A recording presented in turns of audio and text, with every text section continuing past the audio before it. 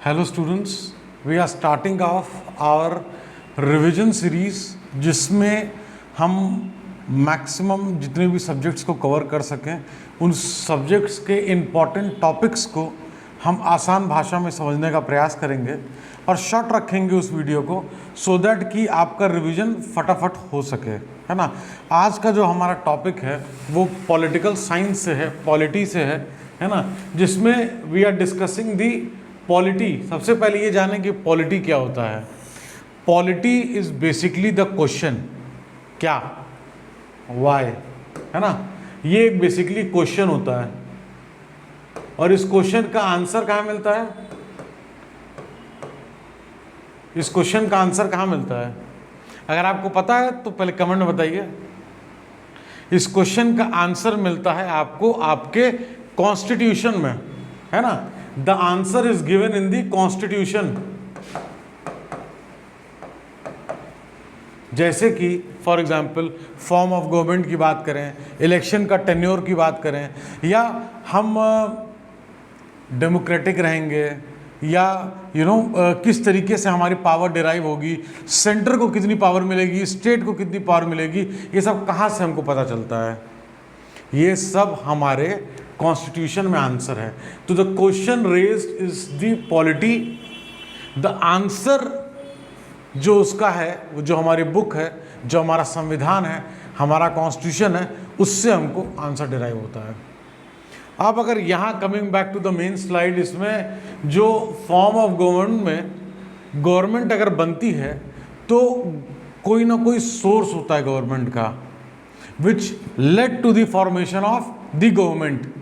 जैसे अगर हम बात करें अपने इंडिया में, तो जब सरकार, अगर हम सेंट्रल गवर्नमेंट की बात करें, सेंटर की बात करें, तो सेंटर में गवर्नमेंट कैसे बनती है?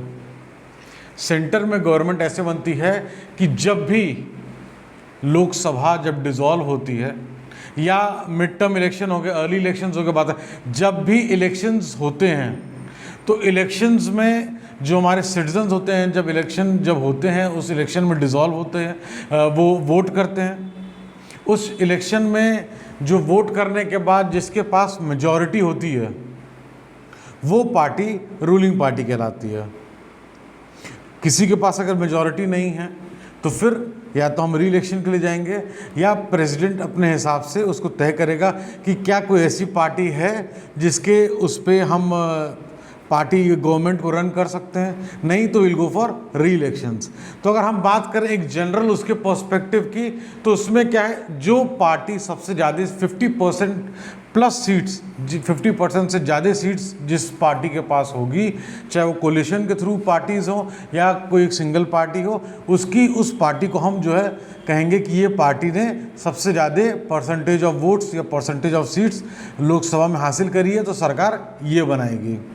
लेकिन इसको, ये सारी प्रक्रिया समझना तो बहुत आसान है, लेकिन इसका सोर्स कहाँ से आ रहा है? गवर्नमेंट फॉर्म हो रही है, गवर्नमेंट फॉर्म हो रही है यहाँ पे हमारे यहाँ पीपल के द्वारा,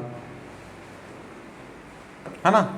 इट इज़ द पीपल, जो एक आम जनता है, हमारा जो नागरिक है ना, हमारी जो कंट्री की जो पीपल है, दिस पीपल आर वोटिंग, है ना। एंड इस वोटिंग के थ्रू क्या होता है, जो मेजॉरिटी पार्टी होगी,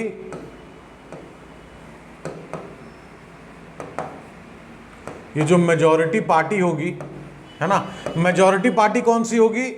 जिसके पास 50% प्लस सीट्स लोकसभा में होंगी, वो मेजॉरिटी पार्टी होगी। वो पार्टी जो है अपनी सरकार बना सकती है। तो जो सोर्स है, बेसिकली जो सारी पावर है, it is coming from where? It is coming from the people. क्यों? क्योंकि हम नागरिक, हम जो लोग हैं, हम डिसाइड करते हैं कि किसको हम वोट देंगे, और जो वोट जिसको सबसे ज़्यादा मिलेंगे, जिसके भी नंबर ऑफ एमपी सबसे ज़्यादा जीतेंगे जिस पार्टी के, वो पार्टी जो मेजॉरिटी में 50% प्लस से आएगी, वो लोकसभा में अपनी सरकार बनाएगी। तो यहाँ पे हम डिस्कस क्या कर रहे हैं? Source of government. आपने सीधे सीधे समझा, जो हमारा सिस्टम है उस सिस्टम को हम कहते हैं डेमोक्रेटिक सिस्टम, जिस सिस्टम को अभी हम समझ रहे थे। इस डेमोक्रेटिक सिस्टम में the power is in the hands of the people, it is the people who decides कि who will win, you know. कौन जीतता है ये कौन बताता है? भाई जो वोट देंगे वही तो बताएंगे। अब यहाँ पे जो वोट कौन दे रही है? यहाँ पे जनता वोट दे रही है, तो पब्लिक इज द किंग। तो पब्लिक जो है, पीपल जो है, ये डिसाइड करेंगे। इस सिस्टम को हम डेमोक्रेटिक सिस्टम कहते हैं। इसी का एक और सिस्टम होता है सोर्स ऑफ गवर्नमेंट का, इस सिस्टम को हम मोनार्की कहते हैं। मोनार्की में क्या होता है कि एक सिंगल हेड या एक फैमिली होती है जो बाय डिसेंट जो है वो चलती आती है। जैसे फॉर एग्जांपल मान लीजिए फादर है, फादर के बाद बेटा होगा, बेटे के बाद बेटे का बेटा होगा, इस तरीके से चलते जाएगा। वो डिसेंट बेस होता है, उसमें ना कोई आपका कोई क्वालिफिकेशन है, ना पब्लिक का कोई से है कि कौन हमारा बेसिकली यू नो जो सोर्स ऑफ गवर्नमेंट है वो एक सिंगल जो है, वन सिंगल पर्सन है जो कि कहीं ना कहीं सारी चीज़ों को डिसाइड करेगा और सारी चीज़ों को लेके चलेगा उस कंट्री का। उस सिस्टम को हम मोनार्की कहते हैं। इसमें पब्लिक के पास जो सोर्स ऑफ गवर्नमेंट है उसके पास ऑलमोस्ट नेग्लिजिबल पावर होती है, और डेमोक्रेटिक में पब्लिक के पास पूरी पावर होती है। क्यों? क्योंकि वही वोट दे रही है, वो चुन रही है कि सरकार कौन बनेगी। यहाँ पे एक आदमी है, उसके हिसाब से चीज़ें चलेंगी। ये डिफरेंस है डेमोक्रेटिक में और मोनार्की में।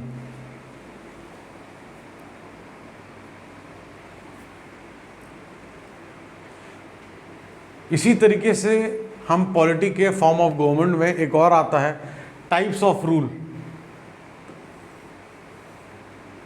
देखिए ये कॉन्सेप्ट बहुत आसान है, लेकिन ये जो क्लासिफिकेशन है ना, बार बार पढ़ने के बाद भी लोग कंफ्यूज हो जाते हैं। तो इसलिए इसको बहुत अच्छे से समझिए। क्वेश्चंस इसमें से डायरेक्टली आ जाते हैं प्री में, पता भी नहीं चलेगा कि किस तरीके से उलझाया है, क्योंकि डायरेक्ट क्वेश्चंस तो आएंगे नहीं। तो कॉन्सेप्ट की क्लियरिटी रखेंगे तो इनडायरेक्ट क्वेश्चन को भी जो है अटेम्प्ट कर सकते हैं। अब अगर हम टाइप ऑफ रूल की बात करें, टाइप ऑफ रूल एक होता है कि एक जगह सारी पावर है, एक जगह सारी पावर का केंद्र है, वन प्लेस, या यूं कहें वन लेवल, है ना। इसमें क्या है, एक ही लेवल पे, जैसे मान लीजिए अगर सेंट्रल गवर्नमेंट है तो सेंट्रल गवर्नमेंट ही सारी चीज़ें डिसाइड करेगी, सेंट्रल गवर्नमेंट ही सारे एक्शंस लेगी।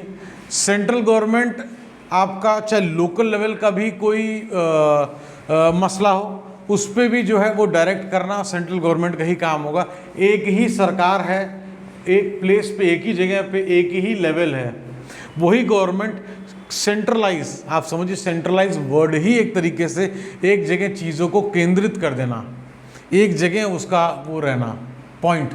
तो वो जो पॉइंट अगर ऐसा रहता है तो उसको हम सेंट्रलाइज्ड कहते हैं, है ना, सेंट्रलाइज्ड। इसको हम यूनिटरी फॉर्म ऑफ गवर्नमेंट भी कहते हैं, इसको हम यूनिटरी फॉर्म ऑफ गवर्नमेंट भी कहते हैं, है ना, यूनिटरी फॉर्म। आप लोग नोट्स भी लिखते जाइए साथ में। यूनिटरी फॉर्म में क्या है, एक जगह वन लेवल ऑफ गवर्नमेंट है, वन लेवल ऑफ गवर्नमेंट है। इसमें दिक्कत सबसे बड़ी ये होती है कि अगर कोई ऐसी इशू है जो कि कंट्री लेवल का है तो डेफिनेटली ठीक है, लेकिन बहुत से ऐसे इशू होते हैं जो कि रीजन स्पेसिफिक होते हैं, है ना, रीजन स्पेसिफिक, रीजन स्पेसिफिक आपके इश्यूज होते हैं। रीजन स्पेसिफिक कभी कभी कुछ डेवलपमेंट प्लान्स भी लेने पड़ते हैं, है ना। जैसे कि फॉर एग्जांपल हम लोग वन डिस्ट्रिक्ट वन प्रोडक्ट लेके चलते हैं।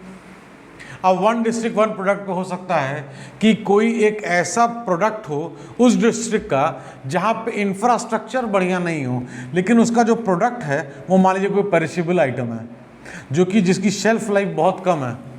तब उस आइटम को ट्रांसपोर्ट करने में अगर इंफ्रा बढ़िया नहीं है तो टाइम लगेगा। जब टाइम लगेगा तो हो सकता है कि वो अपने मार्केट तक पहुंचने से पहले ही चांसेस हों कि वो ख़राब हो जाए। तो ये बहुत छोटा सा एग्जाम्पल है। इसमें अगर आप बात करेंगे वन लेवल ऑफ गवर्नमेंट की, अगर आप चाहेंगे कि सारा डिसीजन जो है प्रधानमंत्री जी और उनकी काउंसिल ऑफ मिनिस्टर्स ले, है ना, तो ये चीज़ कहीं ना कहीं हो सकता है कभी कभी किसी डिसीजन में थोड़ा सा समय ज़्यादा लगे।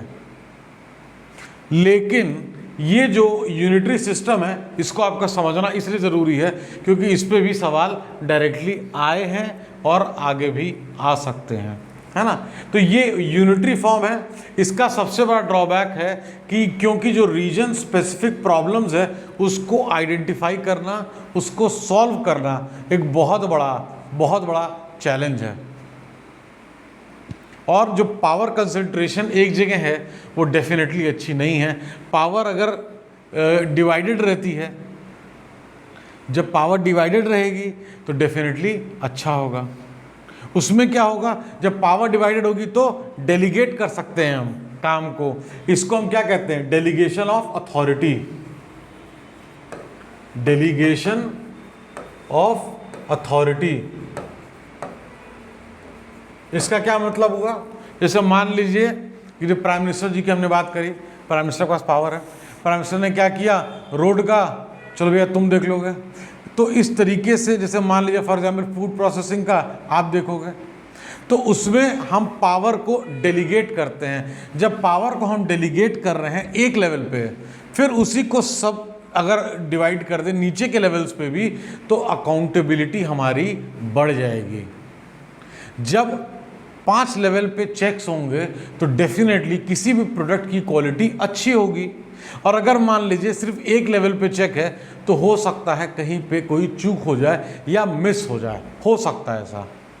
इसलिए ये यूनिटरी लेवल का, ये यूनिटरी फॉर्म ऑफ गवर्नमेंट का एक आपके पास एक एग्जाम्पल है कि किस तरीके से क्या रीजन स्पेसिफिक चीज़ें होती हैं, इश्यूज होते हैं। डेलीगेशन ऑफ अथॉरिटी क्यों ज़रूरी है ये भी मैंने बताया। अब हम डिसेंट्रलाइज्ड पे आए, है ना। अब ये यूनिटरी फॉर्म था जो आप समझे हैं। अब हम समझेंगे फेडरल फॉर्म ऑफ गवर्नमेंट, है ना। Federal form, decentralized is federal form of government.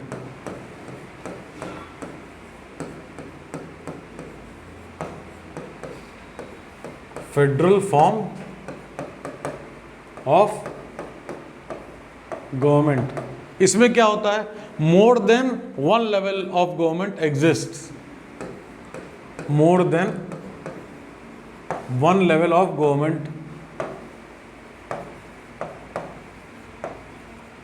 अब more than one level of government है तो जो हम बात कर रहे थे डेलीगेशन ऑफ अथॉरिटी की, यहाँ पे एकदम सही बैठता है।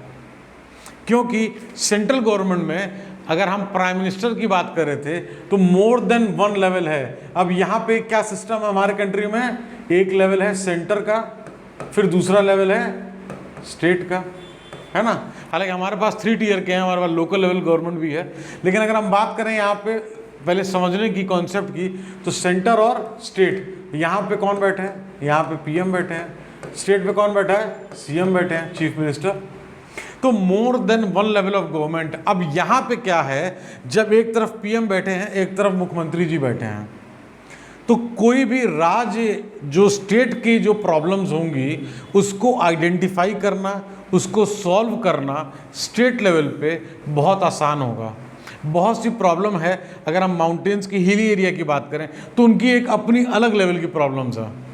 अगर हम ऐसे एरिया की बात करें जहाँ पे समुद्र का किनारा आता है तो उनके पास एक अपनी अलग लेवल की प्रॉब्लम्स हैं। अगर हम डेजर्ट एरिया की बात करें तो उनके पास अपनी अलग लेवल की प्रॉब्लम है।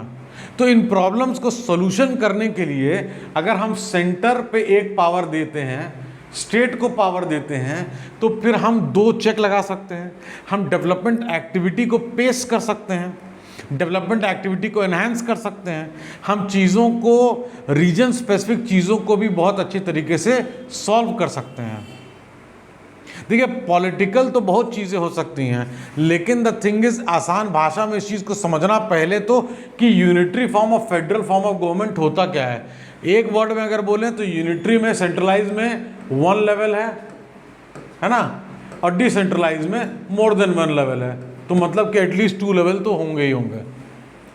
एक चीज़ और बता दें, नोट कर लीजिए इसको, India is the only country जहाँ पे लोकल सेल्फ गवर्नमेंट को कॉन्स्टिट्यूशन में एक स्टेटस दिया गया है। Constitutional status local self government कई कंट्रीज़ में है, लेकिन कॉन्स्टिट्यूशनल स्टेटस किसी ने नहीं दिया है। जो हमारा 73rd एंड 74th अमेंडमेंट था उसमें 92 में आया, 93 से इफेक्टिवली लागू हो गया। ये चीज़ सिर्फ कॉन्स्टिट्यूशनल स्टेटस थर्ड टीयर है हमारा गवर्नमेंट का, उसको सिर्फ और सिर्फ इंडिया ने दे रखा है। इसीलिए वो हमारे एक फीचर भी है ऑफ इंडियन कॉन्स्टिट्यूशन। ये समझना बहुत ज़रूरी है, इसको आप अपने आंसर राइटिंग में भी लिख सकते हैं।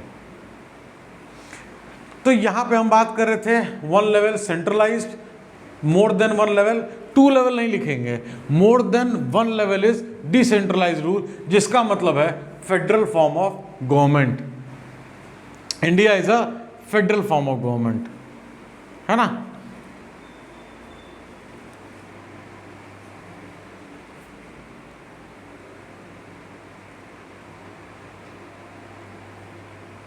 अब अगर हम बात करें relationship between the executive and legislature, पहले मैं बताना चाहूँगा एग्जीक्यूटिव क्या होता है, बहुत से लोगों को पता होगा, और लेजिस्लेचर क्या होते हैं, हो सकता है आपको पता हो सकता है ना पता हो, लेकिन मैं उसको ब्रीफ में एक्सप्लेन कर देता हूँ। Executive and legislature. लेजिस्लेचर जो अभी हम बात कर रहे थे एमपीज की, है ना, जिनको हम क्या कहते हैं, सांसद जी लोग, है ना। जो सांसद लोग होते हैं वो हमारे लेजिस्लेचर के हिस्सा होते हैं, है ना। जो लेजिस्लेट करते हैं, लॉ बनाते हैं, लॉ मेकिंग का काम करते हैं, ये हमारे लेजिस्लेचर का हिस्सा होते हैं। एग्जीक्यूटिव आप एक लेमैन्स भाषा में समझ सकते हैं, जो मंत्रीगण होते हैं उनको हम एग्जीक्यूटिव कहते हैं, वो हमारे टेम्परेरी एग्जीक्यूटिव होते हैं। परमानेंट एग्जीक्यूटिव कौन होता है, अगर पता है तो पहले चीटिंग करे बगैर, कंटिन्यू करे बगैर कमेंट में बताइए परमानेंट एग्जीक्यूटिव कौन होता है। परमानेंट एग्जीक्यूटिव वो होता है जैसे कि आपके ब्यूरोक्रेट्स, जैसे आप तैयारी कर रहे हैं, आप एग्जाम क्लियर कर लेंगे, आप भी परमानेंट एग्जीक्यूटिव हो जाएंगे, है ना। तो जो ब्यूरोक्रेट्स होते हैं जो हमारे, उनको हम परमानेंट एग्जीक्यूटिव बोलते हैं।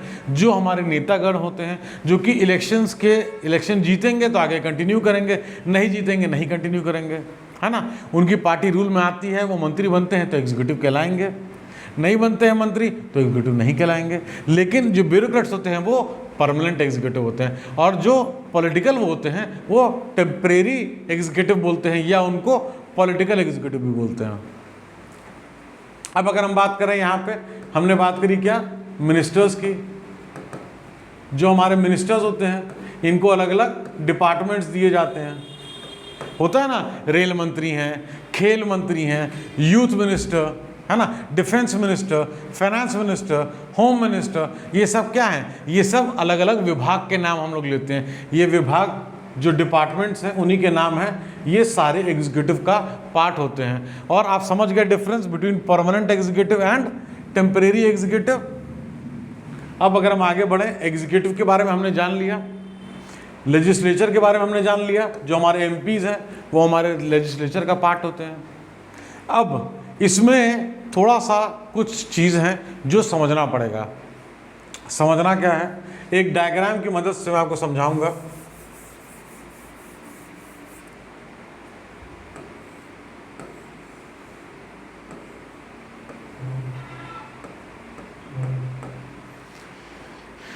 L stands for legislature, E stands for executive, ठीक है।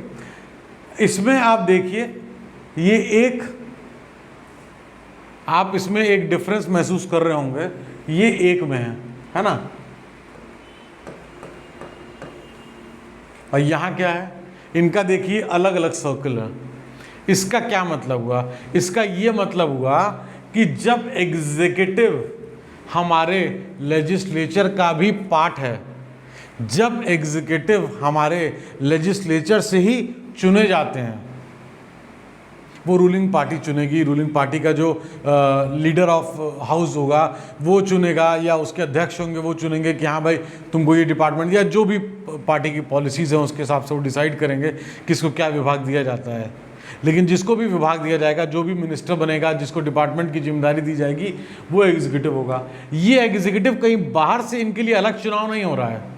इन एग्जीक्यूटिव को ये भी नॉर्मल ढंग से एमपी का चुनाव जीत के सांसद में जाके बैठेंगे, वो भी लेजिस्लेचर का हिस्सा होंगे, और उनको अगर मंत्री का दर्जा दे दिया जाएगा तो वो एग्जीक्यूटिव बन जाएंगे।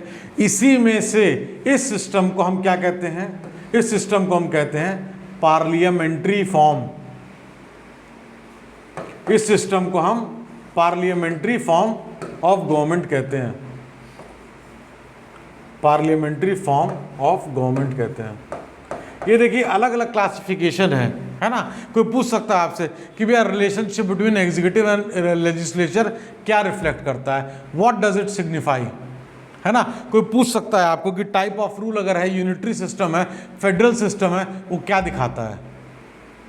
तो ये चीज समझना इसलिए जरूरी है। अब अगर एक में से चुने जा रहे हैं, एक हॉल में मान लीजिए, जैसे आप एक तरीके से ये समझ सकते हैं, एक क्लास में बच्चे हैं सारे, वो एक ही क्लास के बच्चे हैं, वो एक क्लास के बच्चे बैठे हैं, उसी में से 10 बच्चों को चुन लिए, एक स्पोर्ट्स हेड हो गया, है ना, एक क्लास की सफाई का हेड हो गया, एक क्लास में रूल्स एंड रेगुलेशन फॉलो करने का हेड हो गया।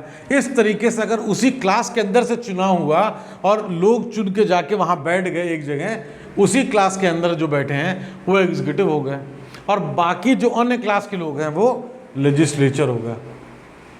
इसमें क्लास के अंदर बैठने का जो पैमाना था, जो परसेंटेज था, वो सबके लिए बराबर था। चुनाव की जो प्रक्रिया थी वो एक थी, एमपीज बने, एमपी बन के आके बैठे, उसमें कुछ एग्जीक्यूटिव बन गए। एग्जीक्यूटिव कौन बनता है? एग्जीक्यूटिव वो बनता है जिसकी पार्टी जीती, जो रूलिंग पार्टी है वो अपने में डिसाइड करती है। मोर देन 15% एग्जीक्यूटिव का परसेंटेज नहीं हो सकता, लेस देन 12% भी नहीं हो सकता। ये भी चीज़ नोट कर लीजिए। अब आता है प्रेसिडेंशियल फॉर्म। इंडिया में हम पार्लियामेंट्री फॉर्म ऑफ गवर्नमेंट को करते हैं, है ना। इंडिया में हम पार्लियामेंट्री फॉर्म ऑफ गवर्नमेंट को लेके चलते हैं।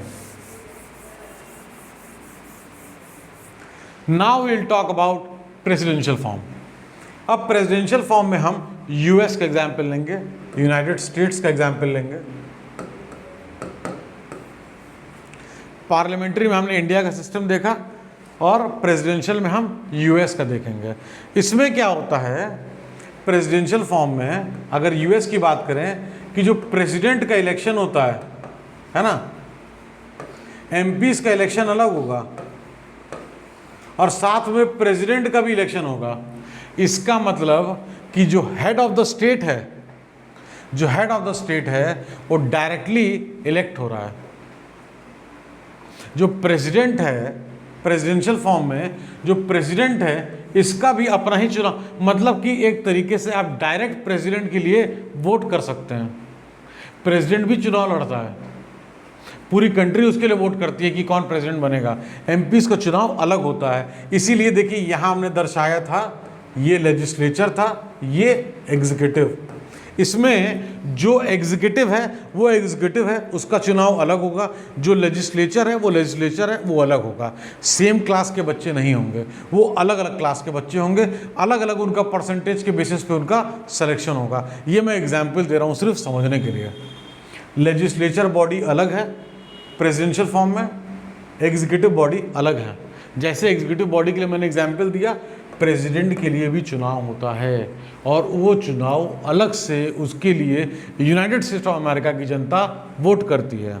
और एमपीज का चुनाव भी अलग होता है। एमपीज कौन हुए? लेजिस्लेचर, उनका अलग चुनाव हो रहा है, एग्जीक्यूटिव का अलग चुनाव हो रहा है, तो दोनों में इंटरलिंक नहीं है। इलेक्शन प्रोसेस का इंटरलिंक नहीं है। ये इंटरलिंकिंग अगर नहीं होती है, लेजिस्लेचर और एग्जीक्यूटिव अलग अलग होते हैं। रिलेशनशिप बिटवीन द, क्या बता रहा है, अलग अलग होने का मतलब उनका जो रिश्ता, relationship between legislature and executive, relationship between legislature and executive दर्शाता है हमको कि हमारे यहाँ पार्लियामेंट्री सिस्टम है या प्रेसिडेंशियल सिस्टम है। मैंने इसको क्लियर फॉर्म में समझाने का कोशिश किया जितना आपके एग्ज़ाम के हिसाब से रिक्वायरमेंट है। इसको कुछ चीज़ें जो फैक्ट्स हमने बताया उसको आप वीडियो रोक करके नोट भी कर सकते हैं, क्योंकि याद तो डेफिनेटली नहीं रहता है, नोट करेंगे तभी रिवाइज़ कर पाएंगे।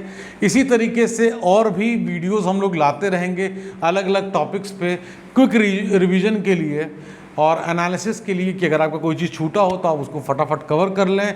आगे आने वाले 5 जून 2022 के प्रीलिम्स के लिए उसकी तैयारी में कोई भी समस्या हो, कोई दिक्कत हो तो आप अपने क्वेश्चन पूछ सकते हैं। इस वीडियो में कोई चीज़ ना समझ में आया हो तो क्वेश्चन पूछ सकते हैं, आपको जवाब दे दिया जाएगा।